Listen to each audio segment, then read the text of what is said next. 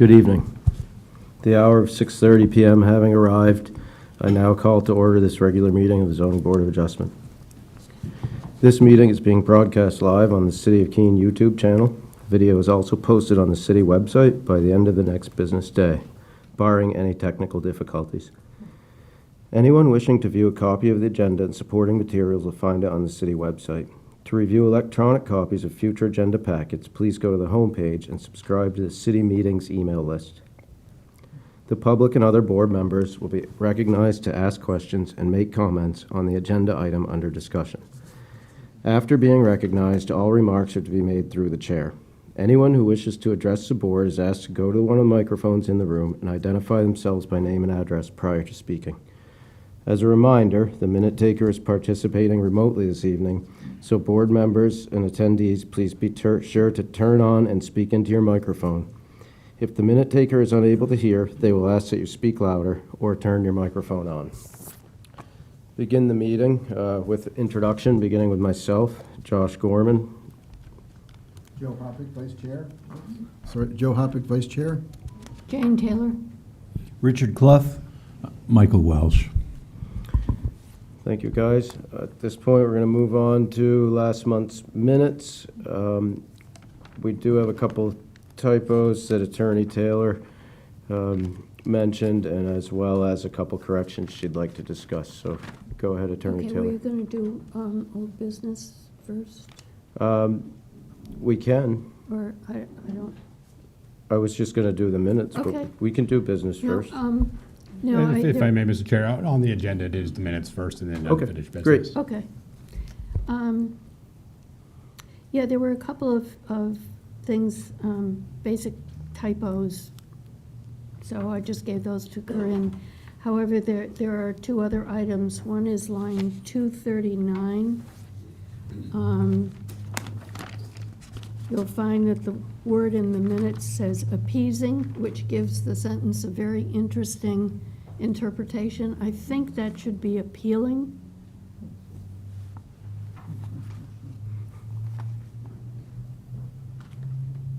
Because it is kind of humorous that it would be upgraded to a more appeasing situation for the city.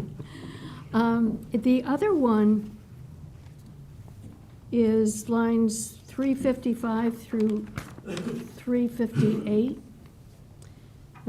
Item number 3, the granting a variance would do substantial justice. And the sentence said, given to confusion on which criteria the board discussed, criteria 3 was not deliberated. And I took notes, and my notes kind of indicated that 3 was discussed as part of 2. It wasn't specifically mentioned that it was number 3, but they were discussed together. And I think this is something that if the board would like, we should ask that that be changed to say that item number 3 was discussed as part of item number 2. I'm not quite sure how you handle that. Yeah, I agree. I faintly recall us sort of incorporating the two into one. Attorney Hopper? If you look at lines 339 down to 345 or so, you can see that that's correct, what Attorney Taylor is saying. So I would be happy to amend it to read, let's see, deliberation on this factor was discussed as part of factor number 2, or criteria number 2.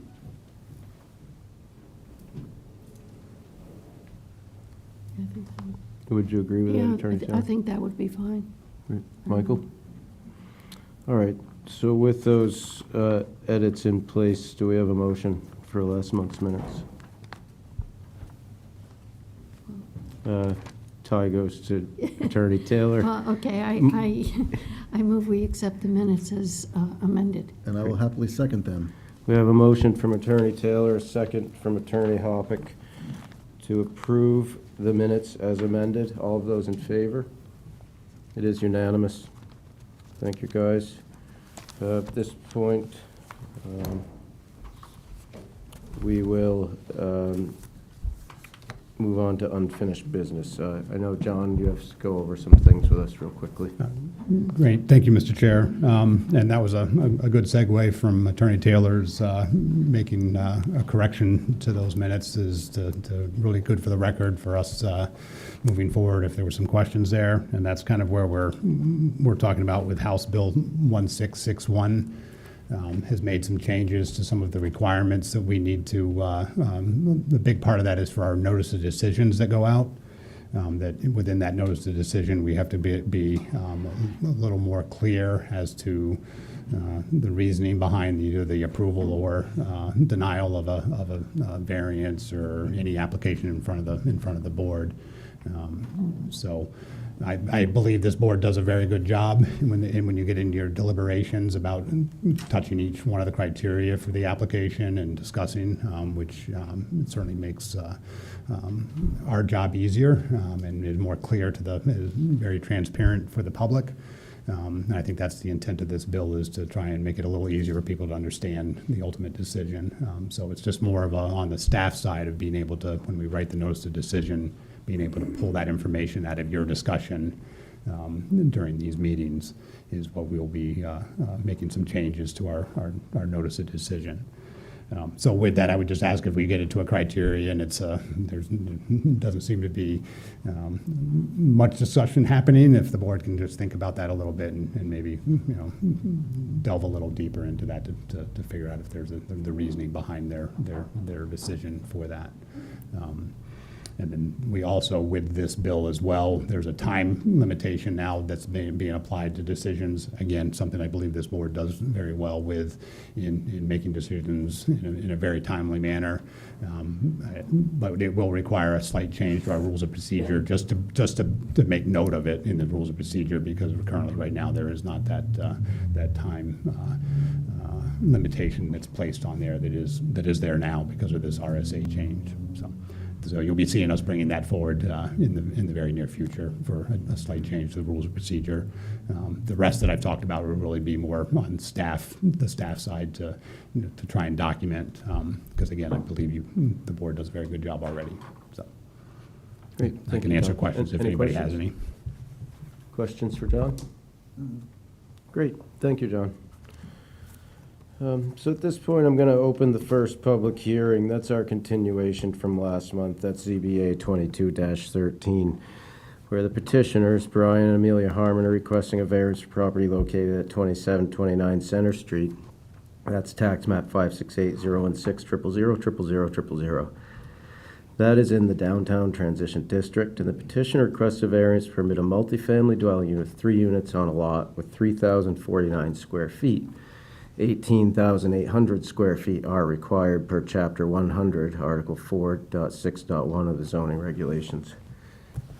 With that said, I have received notification that the applicants have come down with COVID, so they are not in attendance this evening, and therefore have requested a second continuation.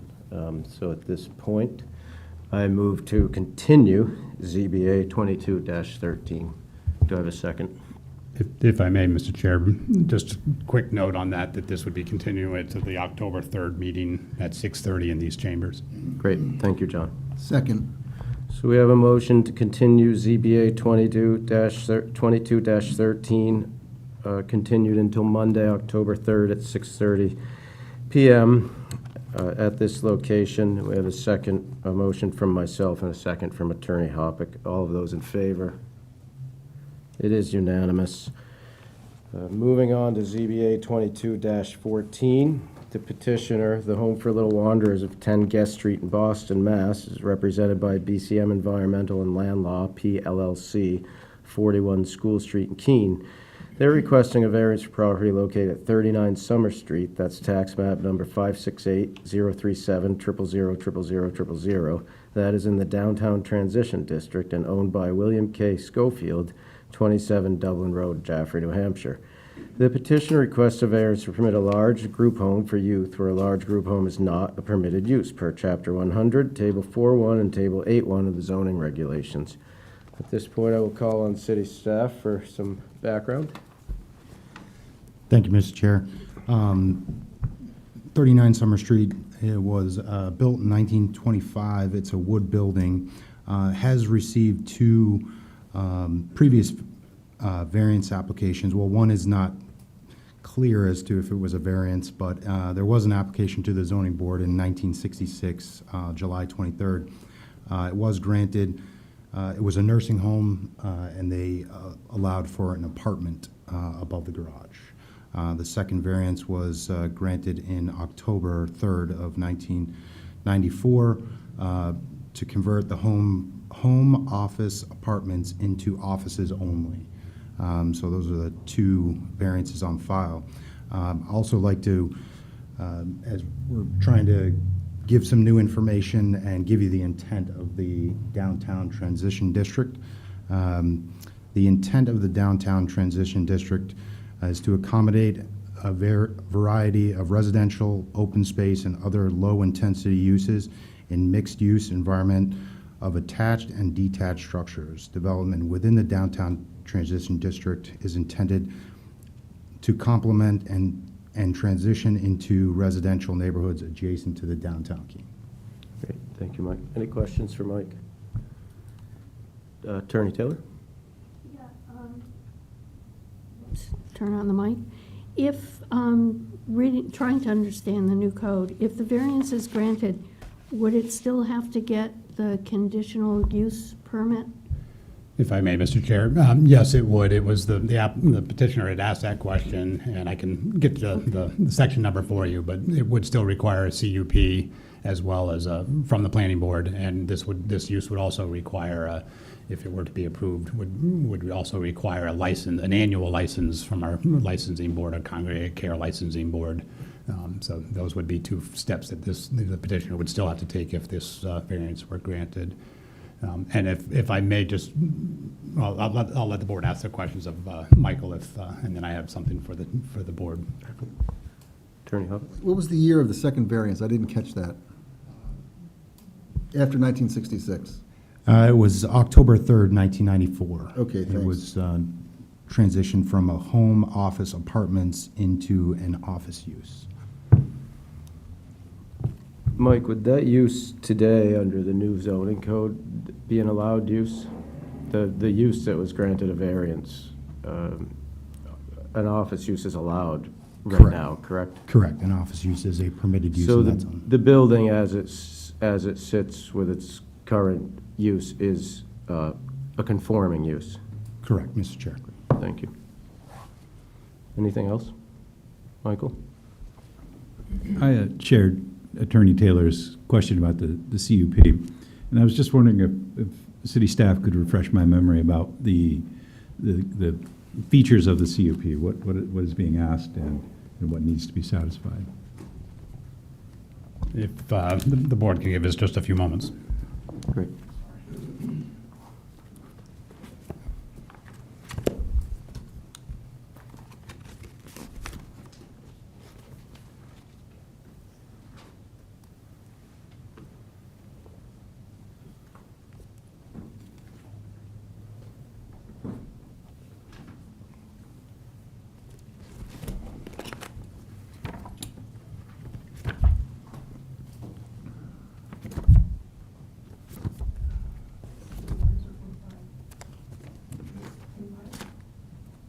No. It's gonna be under 50.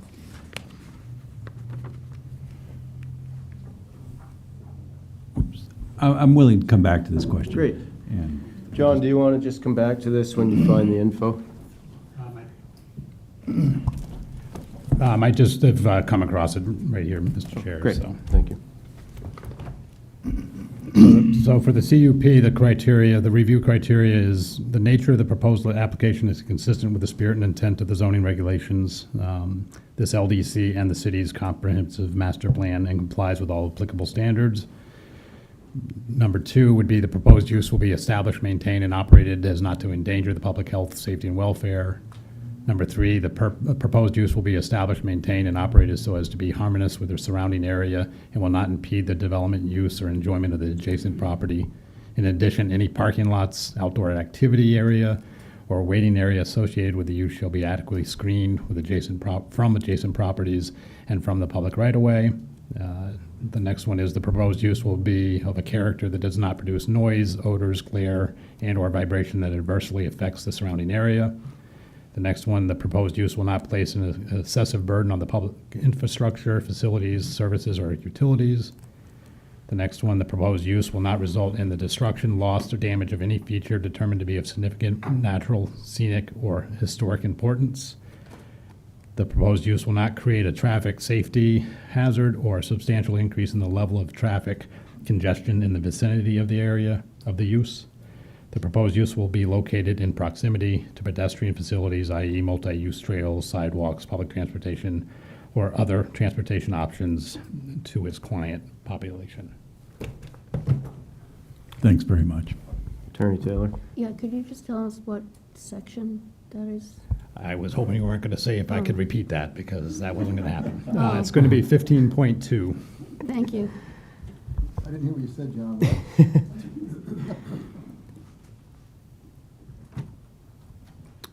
Any other questions for staff?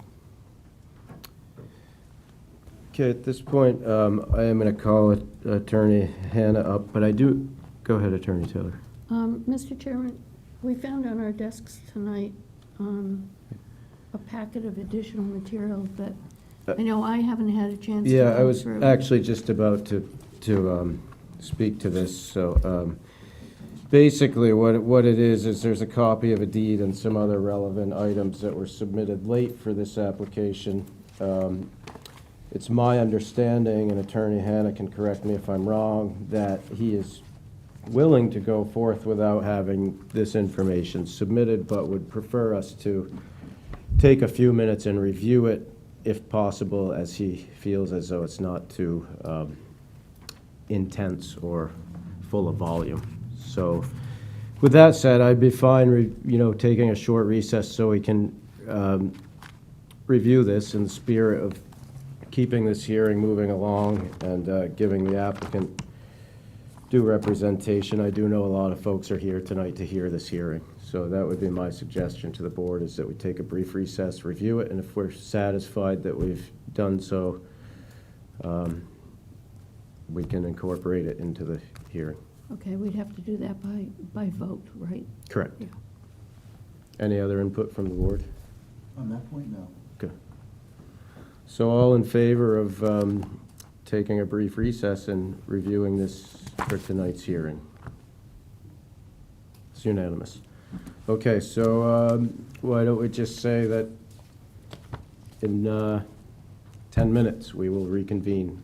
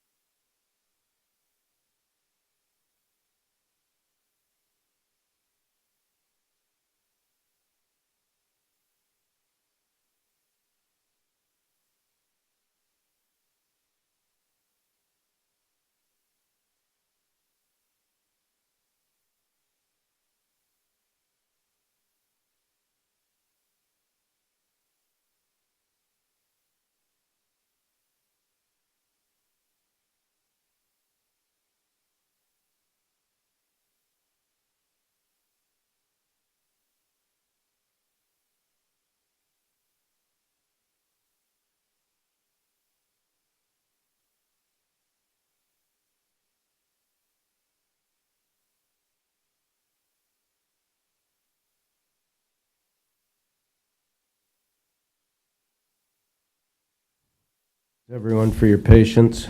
Looks like everyone's done reviewing, so appreciate that, and come on up, Attorney Hannah.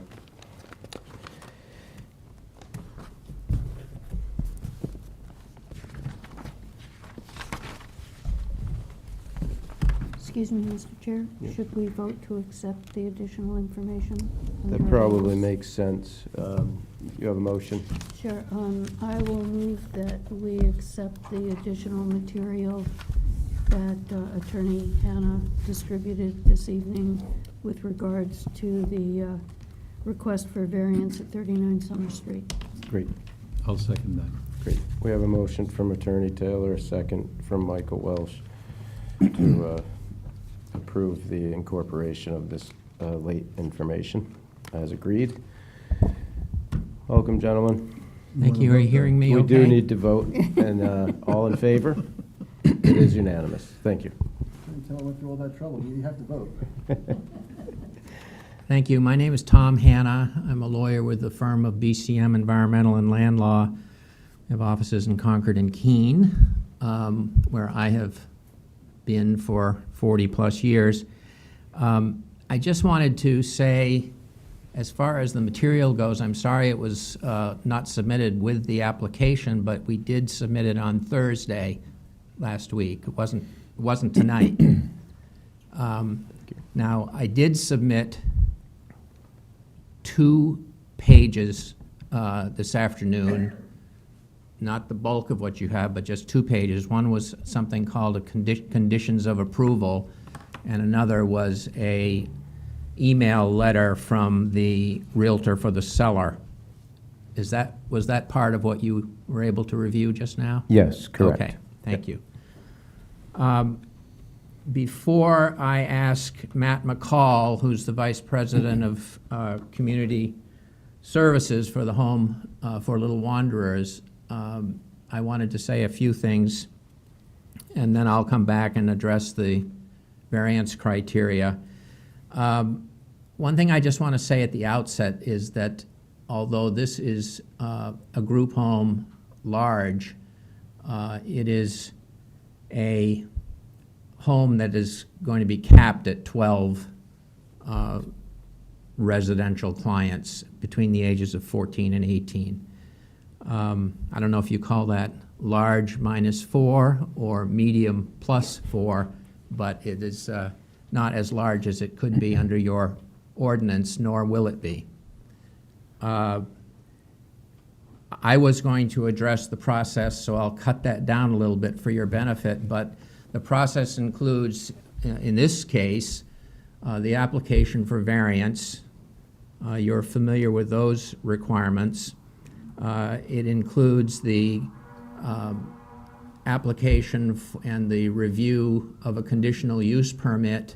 That application, similarly substantial as the variance application, was submitted at the same time that the variance was submitted for the planning board's hearing later this month. So that's the CUP. I won't go through each of the criteria that John did, but they are in many ways overlapping with the variance criteria. And they're detailed, and I commend your attention to them, and I'm only not reading them because John did. In addition, site plan review is required. It would presumably be an administrative process. There is not a substantial amount of exterior work being done, but there will be that requirement.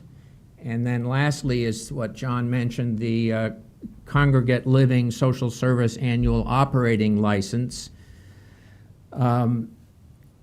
As it indicates, that has to be renewed annually, and that includes regulations that require submissions of an operations and management plan which address procedures for security, life safety, health, staff training, emergency response, building and site maintenance, and neighborhood relations. So And that's a new process with the land use code, but again, a fairly onerous and detailed process in addition to the CUP for this type of use.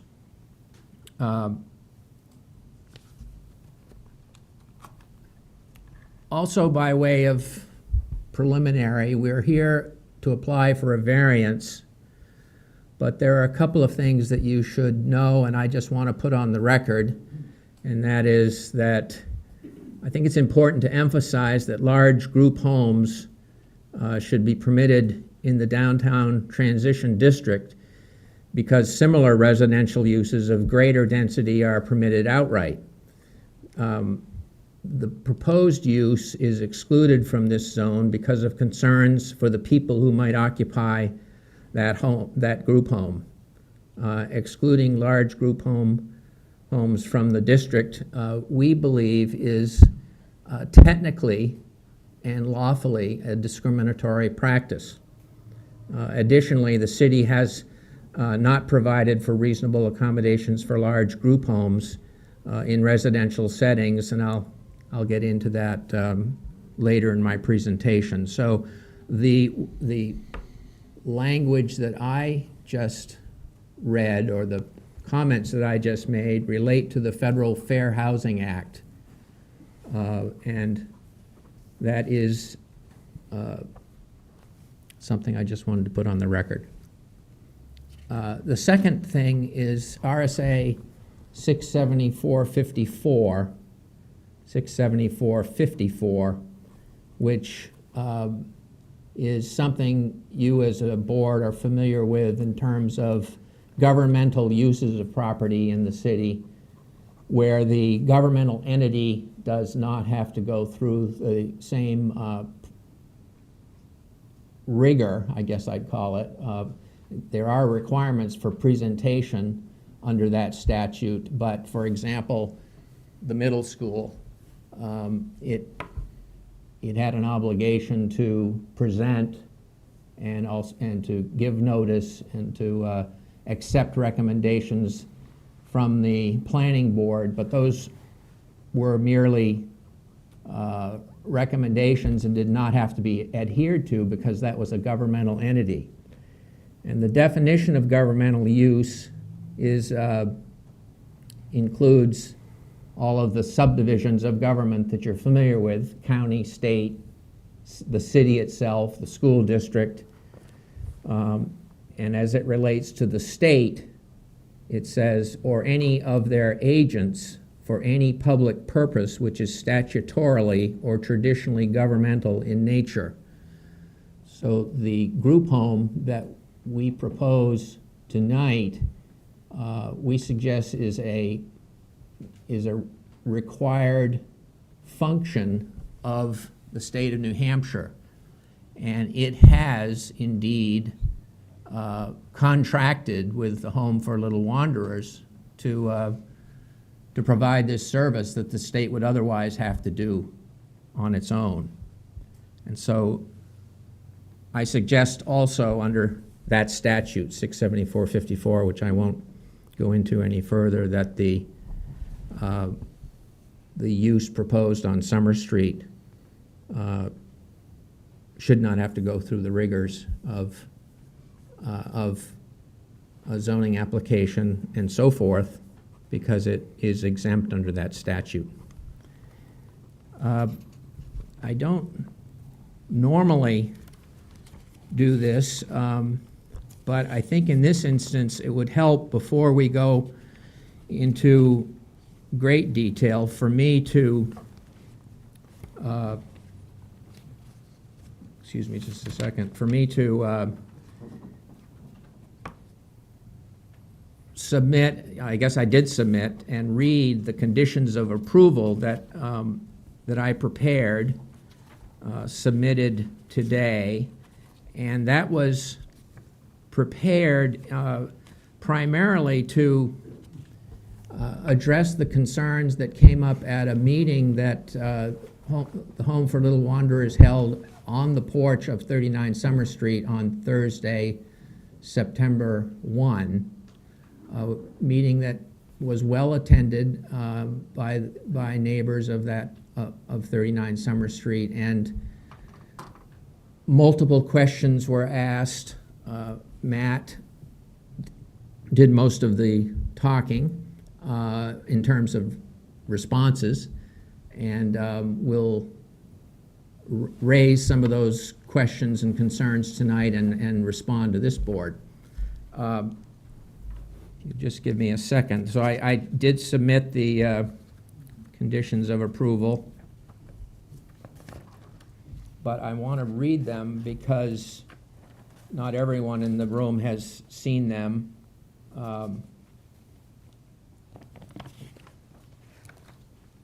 So what this is that it says the Home for Little Wanderers agrees to the following conditions, whether or not the zoning board imposes them as conditions of approval. In other words, it's a commitment by the applicant.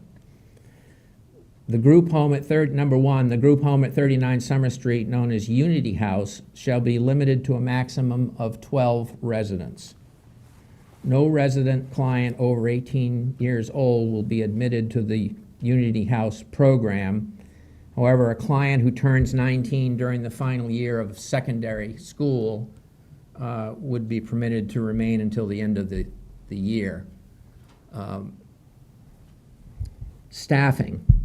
Unity House will maintain staffing at a 1 to 4, 1 being staff and the 4 being youth residents level during normal daytime hours. Staffing at a 1 to 6 ratio will be maintained overnight. There will never be fewer than 2 staff on site. A designated administrator of Unity House will be on call 24 hours a day, including when the program director is not on site. In other words, if the program director is there, that could be the administrator that would be on call. Someone could reach out and contact them on at the site, but when that director goes home, there'll be a way to reach another person, and in addition to that other person, there'll be an executive that is always on call as well.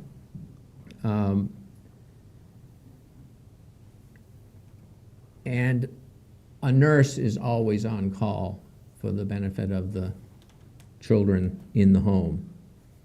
Number 4, if the program at 39 Summer Street is not viable for any reason and the property must be sold, the Home for Little Wanderers agrees that the variance for a group home does not run with the land in this case and shall terminate upon sale.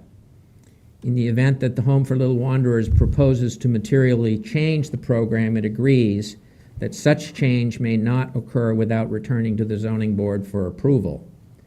Now, I recognize that this condition is not typical. I think you all know that variances lawfully run with the land and would affect a subsequent owner. However, the home is agreeing that if it decides to move on and sell the property, it will not be a group home. That doesn't mean a subsequent owner couldn't apply to this board, but it's not because it has the right to take advantage of the existing variance that we're hoping this board will grant. Now, you may hear otherwise from some people in the audience, but I'm so convinced that this is a very strong organization. I've been working with it for a year to try to find an appropriate house in the worst possible market, because many of the houses that the home has found desirable have been subject to cash offers from out-of-state buyers. And of course, the Home for Little Wanderers needed a contingency to go through this process and lost several houses as a result of that. But in the process of my getting to know this organization, I feel very strongly that it's going to be a good neighbor, and I have a sense that the neighbors may feel that way too. If the home for Little Wanderers could be guaranteed to be managing and owning this property, there would be some level of comfort. And that's what this condition is intended to address. Number 5, community meetings. The home will hold a meeting of neighbors at least quarterly to maintain neighborhood communication. It will convene other meetings upon request. Maintenance. The home has an approved budget of $250,000 for the upfront capital costs that it is going to put into this property. And I'll get into that later in my presentation on the variance standards. It has an annual budget where $122,000 has been allocated, and that would be a typical amount. That's for an annual maintenance and repair budget. So it's an organization with wherewithal, with a contract that is from the state that is a substantial contract, and it will maintain and improve this property. Actually, it needs some upfront improvements quite badly. Number 7, the Unity House will be smoke-free, which means that smoking will not be permitted on the property at all. And number 8, the residents at Unity House will not be permitted to have motor vehicles. So that context is something that I thought would be important. It also relates to the evidence that we'll submit, but I think right up front, it's not only something that we aspire to, but something we commit to. And so I'm going to ask Matt McCall to tell you about the Home for Little Wanderers and importantly, what the proposal is for 39 Summer Street. Thank you. Hello all. So I'm Matthew McCall. I'm the Vice President for Community Programs for the Home. Part of my job for the Home is to help with new business. Mr. McCall, could you just state your address real quickly, I'm please? sorry. No worries. My personal address or my office? Or you want Your both? business address, your office address. Yep, so my office address is 11 Bobcat Boulevard in Windsor, New Hampshire. Great, thank you. Is where I'm located. So as the Vice President for Community Programs, part of what I do for the agency is help us identify new business and open new programs, new pieces of business. And we've been working quite a bit over the last year and a half or so in the state of New Hampshire to expand some services up here. I don't know how familiar you are with some of the changes that have gone on at DCYF over the last 5 or 6 years, but there's been a very big push to bring New Hampshire kids back home. What has been happening for many, many years now, especially with the Sununu Center being closed largely and things like that, is that they've been sending kids out of state for many, many years to places like Arkansas, to places like Massachusetts, in order to receive services where then children are not able to have access to their families, their communities, and be able to transition home. Over the course of the last year and a half, the state has given about 140 or so new beds to various providers to open new programs in the state of New Hampshire. The challenge with that is that we then need to find locations to put these group homes and communities to place these group homes in so that we're not sending kids out of state to receive these services, but able to serve them in the state that they live, in proximity to their families, things along those lines. So that's what brings us looking for this. A little bit about the home, because the name is weird and everybody kind of wonders what it's about. The Home for Little Wanderers is the oldest child welfare agency in the country. We were originally founded in 1799. We have people like Abigail Adams on our boards from years gone by. And as a result of that, we have a weird old name as well, because we've been known in Boston in particular as the place that your parents will send you if you don't stop acting out and misbehaving at home, which is not not really what we want to be known for, but what we've largely been known for.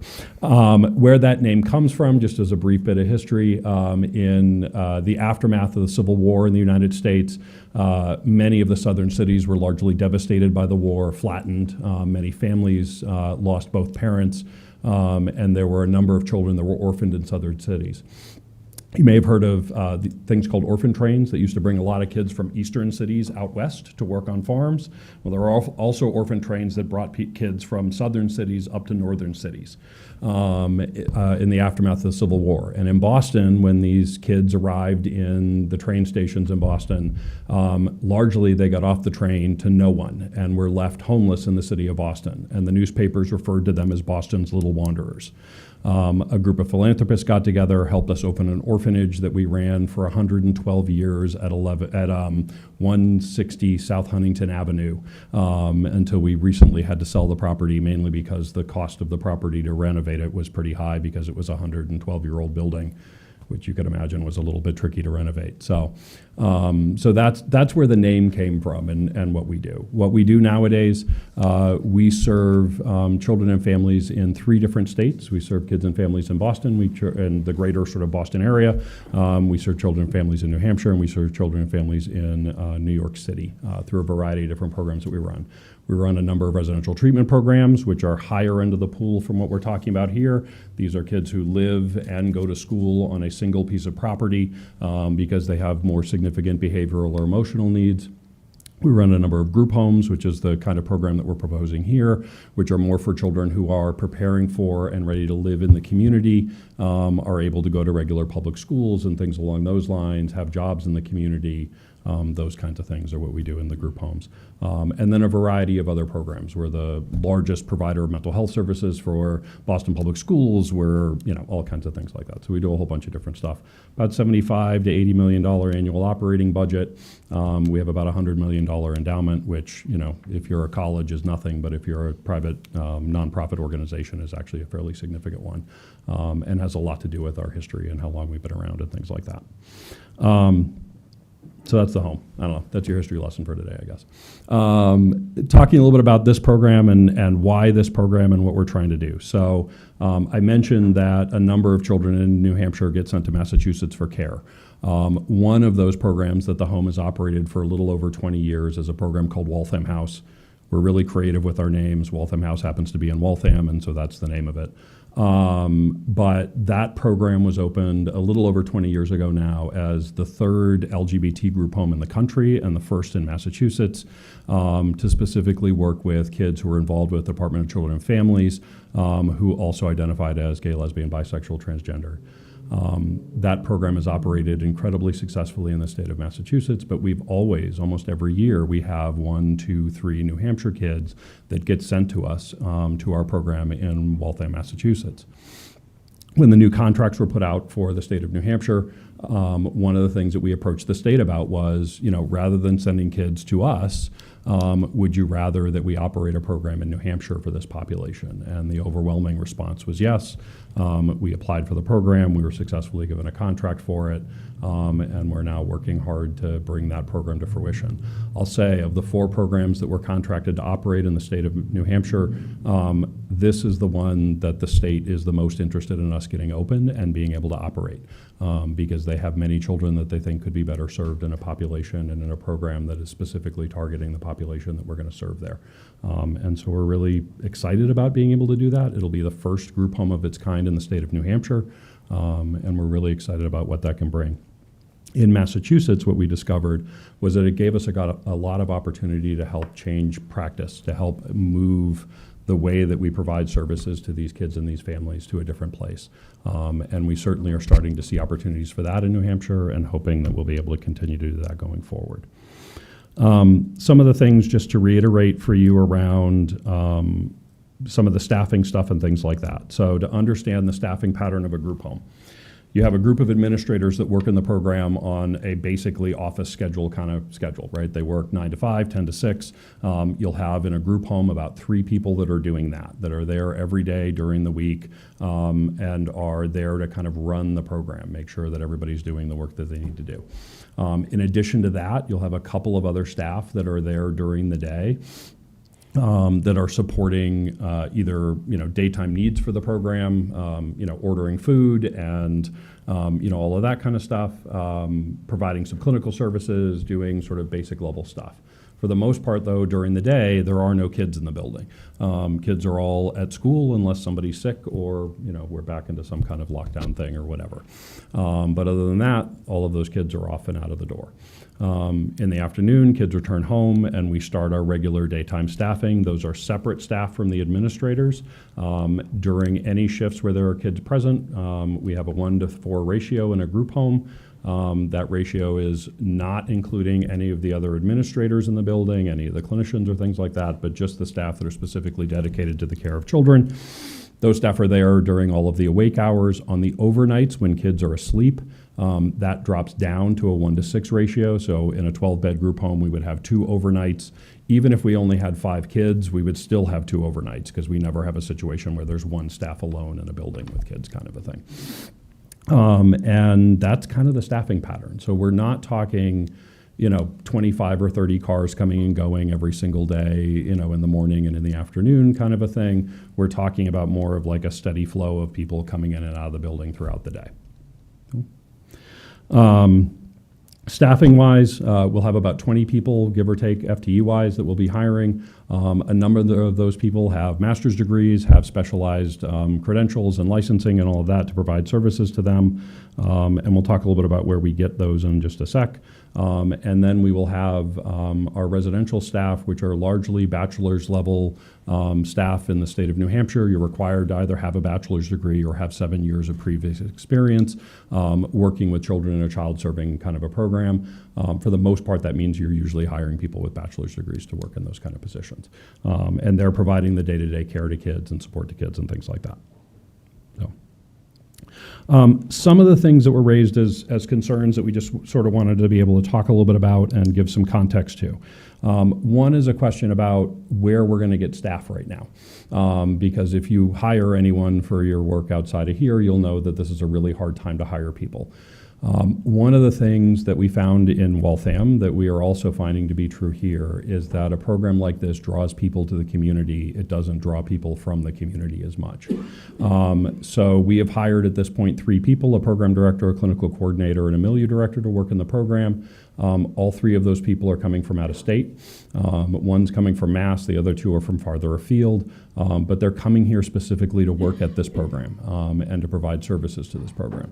That doesn't mean that we're not going to hire local people, but it does mean that when you can't hire a clinician anywhere right now, which literally you can't. I mean, we have positions for clinicians that are open sometimes for 6 or 9 months before we're able to hire one. For a program like this, we put out an application and we have 20 or 30 people applying from all over the country to come and work here. That will bring clinical resources to the community that is desperately needed within this community. It also brings those people's spouses and significant others. So for instance, one of the people that's coming here is also coming with their wife, who is a teacher, and will bring a needed resource to the community in that kind of a way as well.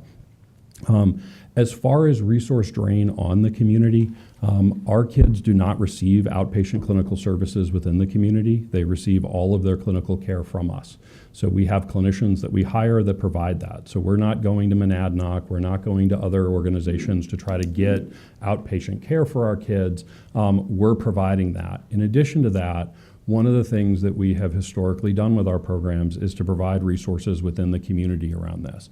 There are areas of expertise that the home has. We do an incredible amount of work with trauma. We do an incredible amount of work with homeless young adults. We do an incredible amount of work with LGBT kids. And so oftentimes when we come into the community, we find that there's a need for services and there's a need for training around this, and we look for ways to be able to provide that. So for instance, in Massachusetts, when we opened our LGBT group home there, we trained every single DCF worker in the entire state of Massachusetts in how to work with LGBT kids and families and help to move their LGBT services forward across the entire state. That's certainly something we'd look to do in Keene and certainly something we'd look to do to support the community around us as well. So that's the stuff around there. Some of the other things that were raised as concerns. Walpole. So if you look at news articles about the home, one of the news articles you will come across, or a couple of them you'll come across, is our campus in Walpole. The Walpole, Yeah, sorry. Yeah, let me correct that, because there is a Walpole, New Hampshire, but I don't have a program there, so I don't think about it that much. This is Walpole, Massachusetts, not Walpole, New Hampshire. We operate our largest facility in Walpole, Massachusetts. We serve about 72 kids on that campus. We also have a school that we operate there, and so we have a number of day kids that come in for services there as well. It's also the highest intensity program that we operate. I'm talking about this program is like a 1 to 4. Some of the programs we operate on that campus are a 1 to 2. For every 2 kids, we have 1 staff. Because of the intensity of the behavioral problems, because of the intensity of the emotional and mental health issues that those kids have, it's a significantly higher intensity program. We've also, quite frankly, had a somewhat contentious relationship with the Walpole community that has largely felt that kids from the inner city of Boston should not be coming to Walpole to receive services, but should be kept in other communities. And it has created some challenges. And quite frankly, there have been some real issues at that campus. When I returned to the home, so I've been with the home since 1998. I took a short hiatus for about 2.5 years. Mainly as a vacation. When I returned to the home, one of my first jobs was to close Walpole and reopen it. We weren't happy with the level of care that was being provided there, and we were particularly not happy with the clientele that we had slipped into. We had started serving, at the request of the state of Massachusetts, a large population of kids that had previously been involved with the Department of Youth Services. That is up here, PPOs, so kids that are involved with juvenile justice. That population was not a good fit for our campus and not a good fit for our work. As a result of that, we had a lot of 51As, we had a lot of kids that went on the run, and a lot of things that we weren't happy with at the program. And so at great cost to the organization, we invested about $11.5 million to close the program, reiterate the program, and then reopen it again for the state of Massachusetts.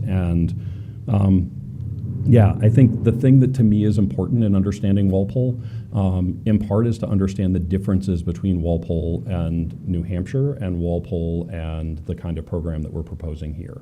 So when you hear about numbers like 100 and whatever phone calls to the police in a quarter in Walpole, one of the things that's important to understand is whenever a child in the state of Massachusetts is gone from the campus for 15 minutes or longer, we are required to file a missing persons report. So if I have a kid that takes a walk and walks down the street and then comes back, we're filing a missing persons report. The police come out, they have to fill out a report, which is part of why the police didn't love us very much, and we actually didn't think it was a great process either, because it uses incredible amounts of police resources. To compare that, if you look at our program in Windsor, New Hampshire, which is a comparable type of program, it's a res ed facility serving a comparable number of kids, serving a comparable type of program. In a 6-month period, we have had exactly 6 phone calls to the police. 5 of those phone calls were to report missing kids that were walking around our campus and were later found on the campus. 1 of those was to have a kid transported to the hospital to be evaluated for psychiatric treatment in that entire 6-month period. To compare that also to Waltham House, which is a program that is a comparable program to the one that we're planning to operate here, for the last 6 months, we have had 5 phone calls to the police. 4 of those were for kids that were missing and absent past their curfew, meaning they had the ability to be out in the community on their own. Their curfew was 10 o'clock. They were still gone at 10:30. We report them, and then the police have to come and verify that they've returned to the program when they come back. Most of those kids came back within half an hour or something like that. They either got out late at work and didn't tell us, or they were off being teenagers and shouldn't have been doing that. The one other phone call that we had was also for a psychiatric hospitalization so that we could send a kid to the hospital to be evaluated. Again, those are both 6 months period of time around utilization for that kind of stuff. Yeah, so addressing Walpole largely because it came up as one of the things that folks in the community were concerned about, what had happened at Walpole, what our relationship there was, what the concerns there were, things like that. So just want to be sure we're answering to that stuff. Other things that came up in the neighborhood meeting that we just want to be able to sort of talk about. We chatted with immediate abutters about what they would like to see us do between the buildings. Right now there's not a lot of in the backyards. There's one side of it. There's some arborvitae that are pretty well established and create a little bit of separation. On the other side, there is like a stockade fencing that is rather overgrown that we can certainly trim up, but. And so part of what we've offered to the abutters is, what else would you like to see? If you'd like to see more significant fencing put up between us, we're not going to do, 10-foot high concertina wire kind of fencing, but we'll do something that looks nice and appropriate in the community. But certainly are more than willing to do those kind of things to make sure that we're creating a space. I know at least thus far, one of our neighbors has said no thank you. The other one we haven't heard back from yet, but we're certainly more than happy to do that kind of stuff to make sure that we're creating proper screening and things like that between them.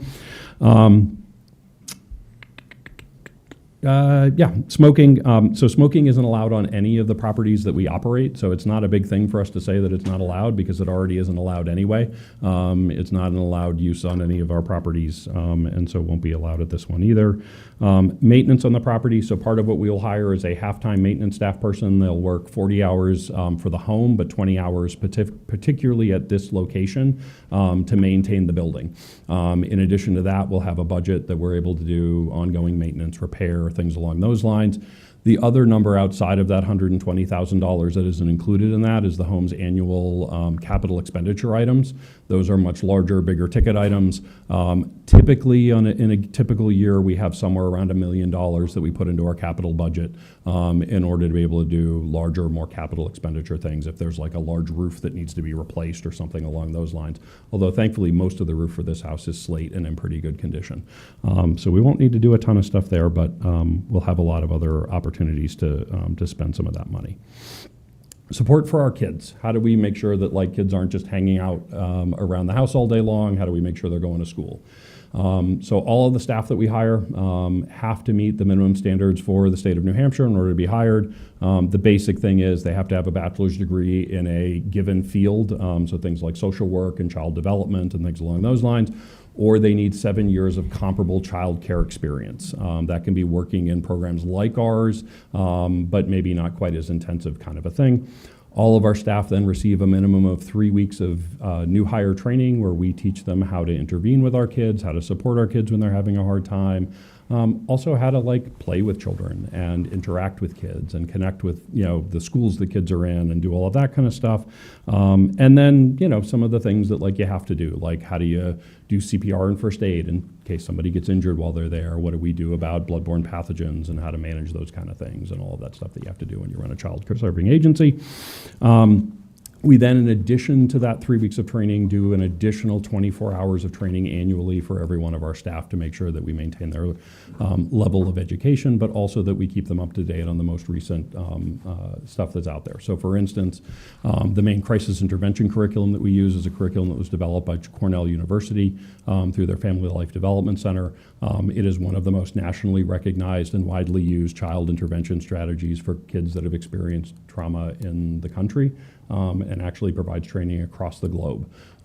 We are one of the few professionally certified organizations to provide that training, and we provide that to all of our staff as part of their ongoing training, as well as a number of other nationally recognized best practice trainings that we do to help our kiddos out. So. In addition to that, we're a child-serving group home. So I think, some of what I think is important in sort of understanding is the difference between an adult group home and how they operate and a child group home. An adult group home largely operates by having 1 or 2 staff in the building who are mostly there to make sure that nothing terrible happens and help people when they want help. Child-serving group homes are there to raise children. We're there to act as parents to these kids, not just to provide for a safe place for them to live, but to make sure that we're doing the things they need to do to be successful. So if a kid is lying in their bed in the morning, like mine, who has to get up at 5 a.m. in order to get the bus to get to high school, and she doesn't want to go to school, I go up to her room and I get her up and I get her to school, right? We do the same thing with the kids in our program. It's not an option for them not to go to school, and if they're not going to school, we intervene with them to help them go to school and figure out why they're not going in the first place, and help make sure that they do. And certainly we're working with teenagers. Our teenagers do some things sometimes, and sometimes they do things that other teenagers do that we wish they wouldn't. But when they do, we intervene and we deal with that. We work with the state if we need to, if the kid no longer meets the level of care that we're providing for them. But more often than not, we just provide replacement parenting to them. And in doing that, those behaviors diminish and reduce and start to go away.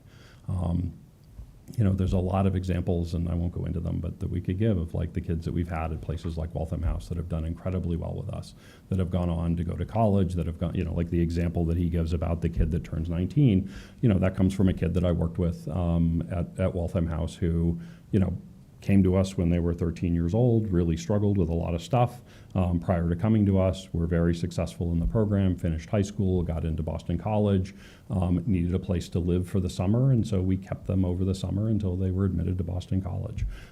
They're in their junior year now, and doing great. So anyway, that's the kind of stuff we do around that.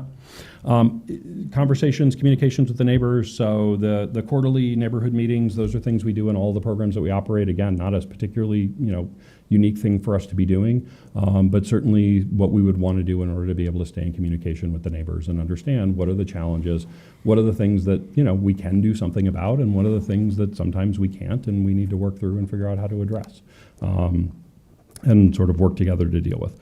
It also gives us an opportunity to look at how the community can come together and support our kids too. And that makes a big difference in our kids being successful and being able to do well in our programs. Yeah. And then one other thing that came up is what are we going to do with the house and concerns about the house. So I'll say this and real quick as an aside. My grandfather was a builder and built houses. He built early colonial remakes.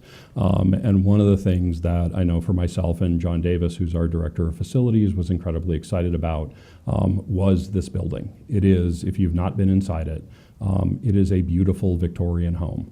It has unfortunately had some damage done to it on the inside. The kitchen has been completely removed and there's no longer a functioning kitchen. There was probably in the 1960s or 70s some remakes of some of the bathrooms into that really beautiful pink and green that we thought was a good idea for those years, some of which will need to be replaced and restored and redone. There's things like a giant server rack that's been put into the dining room, unfortunately laid over these beautiful parquet floors. Our intention with this home is to make it a home again, not a business. Our intention is to make it a home where we raise 12 children and we give them a family home to live in.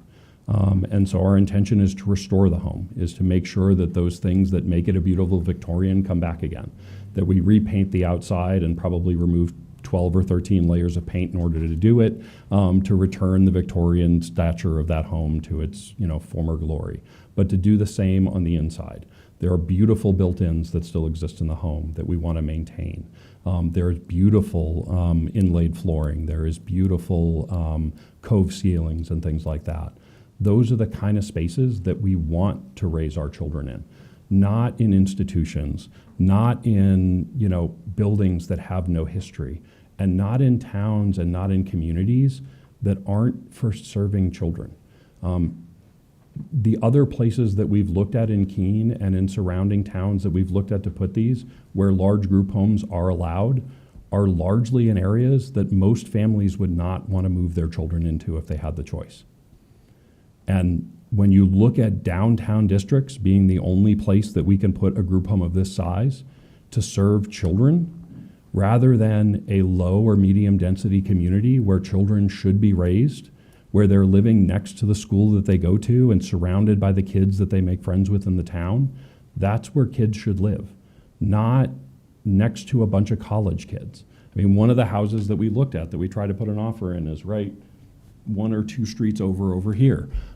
Every single apartment surrounding it, and it is all multifamily apartments that have been put in there, are college students and or low-income housing.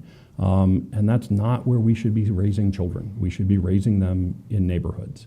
We should be raising them around community. And that's why we hope that this neighborhood can stretch a little bit towards that.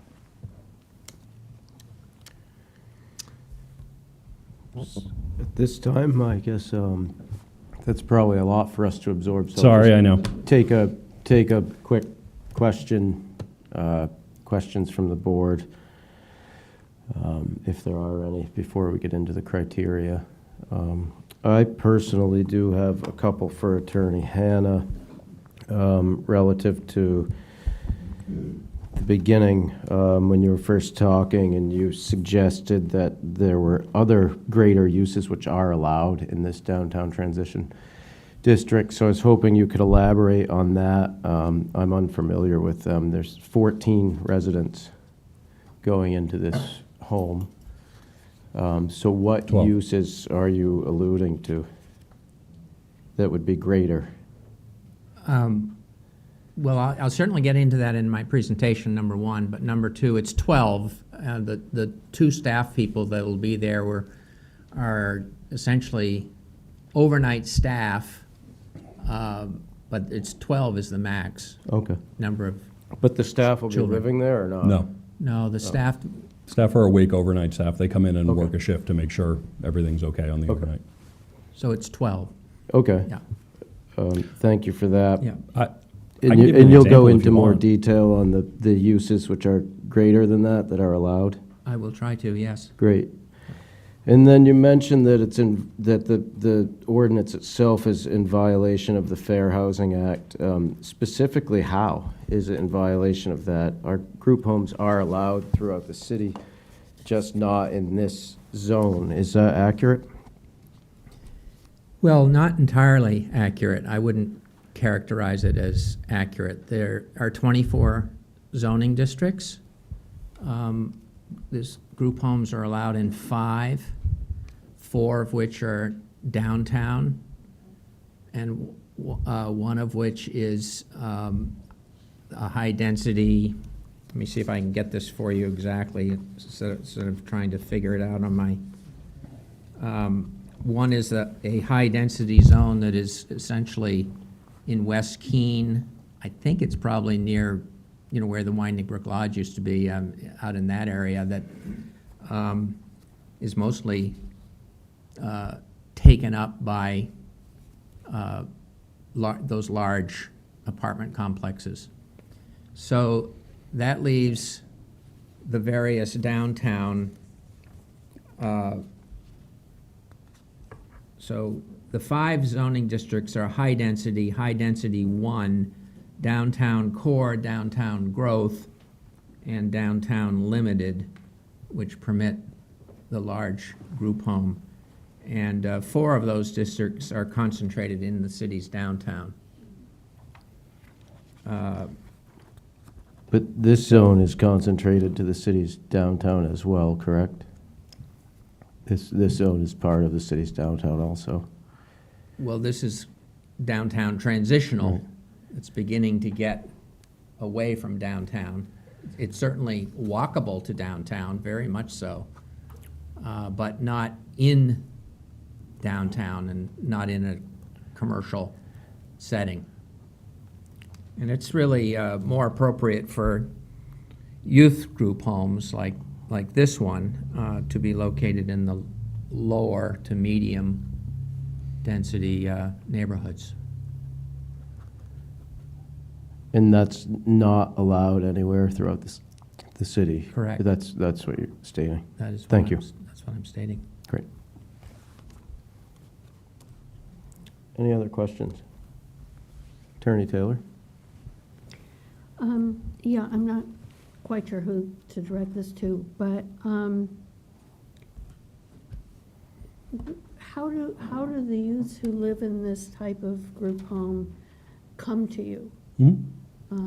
What is the background? You say you don't have youths who've been through the juvenile justice system, but I'm curious as to other.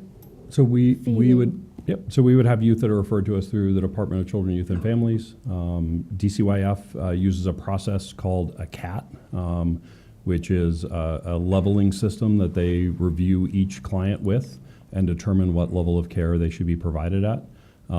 So very quickly, like level 1 is independent living, meaning they can completely live on their own. That's really only for adults, for 18 and over, kind of a thing. The next level up is level 2, which is group home, which is this program, is a level 2 program.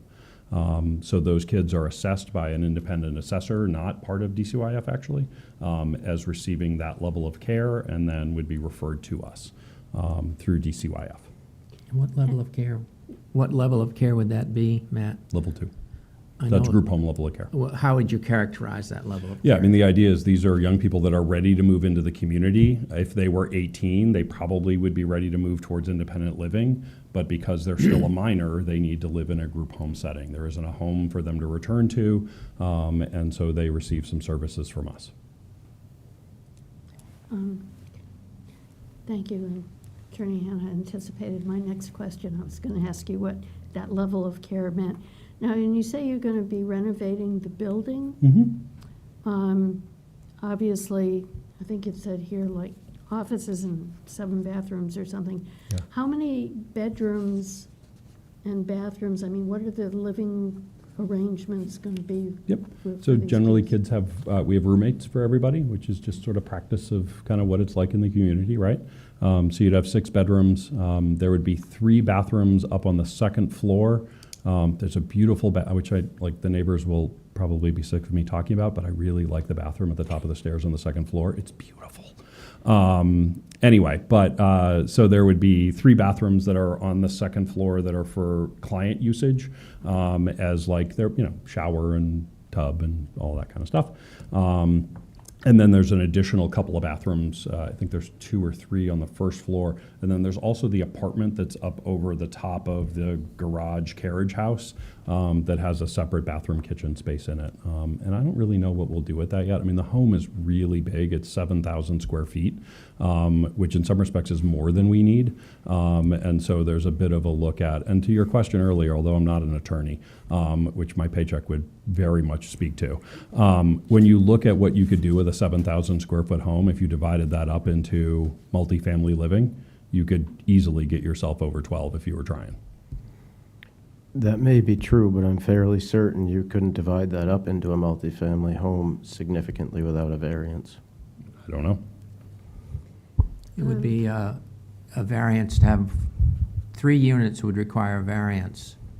But unlike the Center Street situation, the current square footage, the current lot is about, this is a approximate 17,500, and as you earlier said, you need 18,800.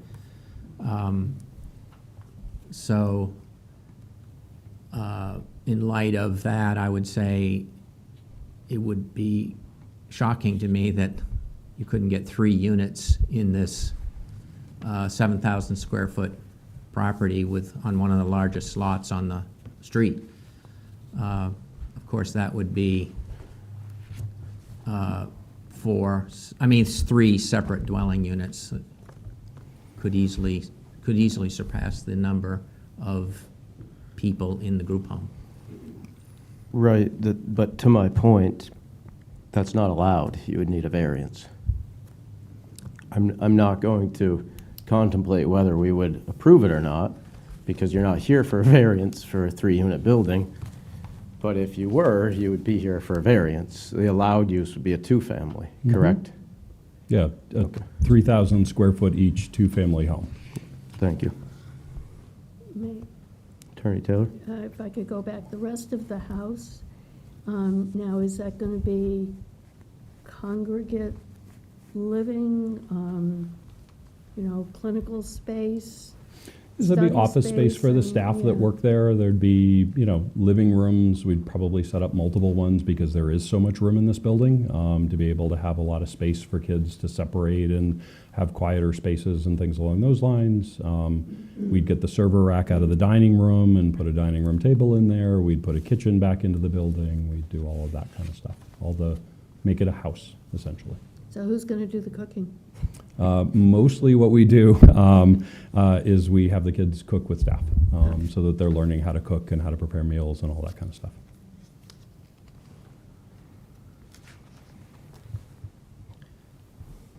In anticipation of your renovation work, have you examined whether or not there's presence of asbestos on the property? Yeah, I'm trying to remember from John. There was one thing in the basement that we had some concern about, a little bit of insulation on a couple of the pipes down there, but it wasn't clear whether it was or not. And certainly that would be part of what we would look at in abatement. Michael? I have a question, and I really very much like the conditions of approval and the agreement and discussions you've had with the community, but I have a question about number 4, about the variance running with the land. And I wonder how that can be made actionable. Would the variance be surrendered? Is that something that's commonly done? And maybe this is a question for staff. I think I do want to call on city staff for this, because it's my inclination that would not even be something the board could do. If I may, Mr. Chair, I would certainly recommend at this point that the committee move forward with the conversation in regards to the variance criteria. And if the board gets to the point of believing that the conditions proposed by the petitioner are something they want to consider, that we talk at that point in time. But I do believe Michael is correct in raising that question. I think there's many of these conditions that I would, as staff, would recommend against putting as part of your motion, but I would recommend the board maybe move forward to the criteria portion of this application to see if we get to the condition conversation or not. And with that said, regardless of whether these conditions are implemented into the zoning board actions, they certainly appear to be commendable and with good intention. Well, thank you. And they will be enacted one way or another, regardless of whether the board decides that they're not appropriate for the board to impose. And the purpose is twofold. We want to get a variance, and the second thing we want is to have the neighbors be part of, is to have the home be part of the neighborhood community and make the neighbors feel comfortable. So we thought that this would be one way of doing that. Great, thank you. I was just going to say, on this topic of renovations, I could very quickly tell you what's going to happen before we get off. Sure. And this is as a result of the facilities review. All of the 7 bathrooms need updating, and it wouldn't surprise me if 1 or 2 of the bathrooms are eliminated. Apparently, the number of bathrooms was because of its prior history as a nursing home. There's some damaged roofing that needs repaired. Matt referenced the floor damage and restoration. There are damaged porch posts and flooring on the porch floor. There'll be landscaping. There's going to be arborvitae, 1 row of arborvitae, and the home is prepared to entertain the wishes of the abutting neighbors. The one to the west has indicated he doesn't really want to have anything, but we haven't connected with the neighbor to the east, and we're certainly willing to put in screening on that side of the house. There's going to be interior and exterior painting. I think one of the CUP requirements is to let them know what the color is, and there's some review of that. Replacement of the water heaters, the oil tank, and the boiler. There's quite a lot of IT work that needs to be done for. So it's pretty extensive, but as I understand from Matt, there's $250,000 allocated for the capital improvements. Great, thank you. Just have one more quick question for you, Matt. You mentioned some of that funding you were getting from the state of Massachusetts that was sort of contrary to your business model back in the Walpole days. Yep. And that you've since corrected that to a degree, or restructured it to a degree. Has that improved on the situation in Walpole? Yeah, it has. I mean, I think it's continuing to be a process as we move through our new licenses. So Massachusetts, about a year ago, went through a process of recontracting all of its programs. So we're in the process now of reopening some of those programs in Walpole. And so some of them will shift and change. There continues to be challenges, I think, with our relationship with the community. That has less to do, in our opinion, with the population and its rightness of fit now than what it was before. So I guess the second part of my question is, of course, to be clear, you guys are not agents of the state. You're subcontracted hirees in a way, I guess. So if the state changes its game, you would be forced to adapt with that, I would suspect. So I guess my question is that a possibility? Do you foresee that? And if it did happen, what would be the end result? Could we end up with a Walpole-esque situation? Yeah, I mean, I think, again, if nothing else, we're talking two very different levels of care and two incredibly different scales. Again, we're talking about a facility that's on 150 acres of property that has a large, 3-story tall school and 8 or 9 residential buildings located on it that kids live in, compared to one house for group home level of care that doesn't have those other things. I have no concern that kind of scale or issue is going to present itself with a program like this. I also would say, again, to the specific population we're targeting here, Waltham House in Massachusetts is one of those things that the state doesn't mess with, because it is a very unique program and it provides a very unique service. And when we have talked with our colleagues in New Hampshire about that same kind of business up here, they have very much the same interest. They want a group home for LGBTQ kids that are not being well served in other group homes, or are being forced to be sent out of the state in order to get that care to be able to be provided here in the state of New Hampshire. I think the likelihood of them trying to change that is very low, and if they did, our opposition to that with the state would be very high. And we do have some say in that. We can make decisions to return licenses, we can make decisions to return contracts, and again, we did that in Walpole at a very high cost to our agency to do. Great. So in comparison, Waltham, and you mentioned a site in New Hampshire, are comparable in size to this proposed? Waltham House is. The site in New Hampshire is comparable in size to Walpole. Okay. That's what I needed clarity on. Yep. Thank you. Yep. Great. Attorney Hopper. Thank you for your answers thus far. Can you tell us what the level of behavioral risk will be with some of your clients who will be coming to this program? Sure. So you're talking about young people who've experienced fairly significant trauma in their lifetime. Okay. They have received oftentimes a great deal of care before they come to us and are ready now to step down into a more community-oriented program and receive services within the community. So when you're looking at risk levels in the state of New Hampshire, so very quickly, there are 5 levels of care in the state of New Hampshire for DCYF kids. Level 1 is independent living, and it goes all the way up to level 5, which is locked psychiatric. That is currently the Sununu Center and the new program that they're going to open at Hampton Hospital.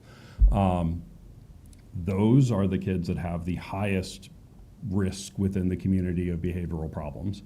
Level 4s are a very small step down from that, where the doors are on 15-second delay timers, but pretty much everything else is the same as that locked psychiatric unit. These are called CBATs and ICBATs. That is a very high level of care. Level 3 is the next one down from there, which is res ed facilities where they have no locked doors, a lot more freedom in the community, things like that. And then level 2 is step down to group home, which is the level of care that we're proposing for this site. The only level lower than that is independent living. We're going to rent you an apartment, which we actually run the only scattered site apartment program now for the state of New Hampshire as well, which is one of the other contracts we opened in doing this. Historically, they had no scattered site apartments. They provided all of this care within group homes and residential programs. We rent apartments around the state. In fact, we have 2 here in Keene that we rent for kids, or for young adults anyway. So we're talking on the levels, the lowest ones. They are teenagers. Teenagers sometimes do silly things, and things that we wish they wouldn't. And certainly that's stuff that we have to address and deal with. But these are largely kids that go to school at public schools in the community. These are largely kids that have jobs in the community. These are largely kids that have been given multiple hours of unsupervised access to the community because they are able to maintain themselves appropriately within the community. They have to earn those privileges, but they've worked to get to that place. Yeah, Thank you. you betcha. Anyone else? Well, thanks for being so patient with our questions. And, Thanks for listening to me yeah. talk for a long time, because I can do that. Should I move forward with the? Absolutely. Okay. So the first criterion that I'll address is the,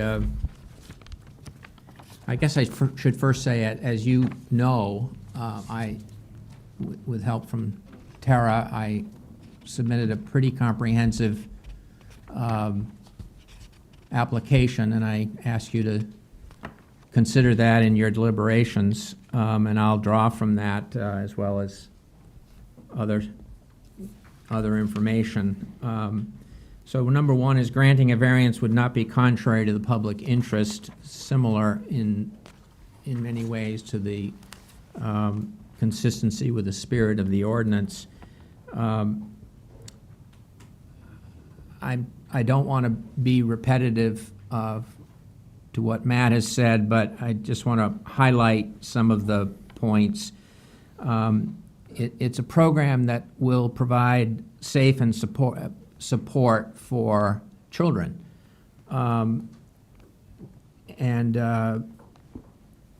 Those children, as Matt has indicated, will be coming mostly from New Hampshire, but I'm sure there will be some who will be out of state too.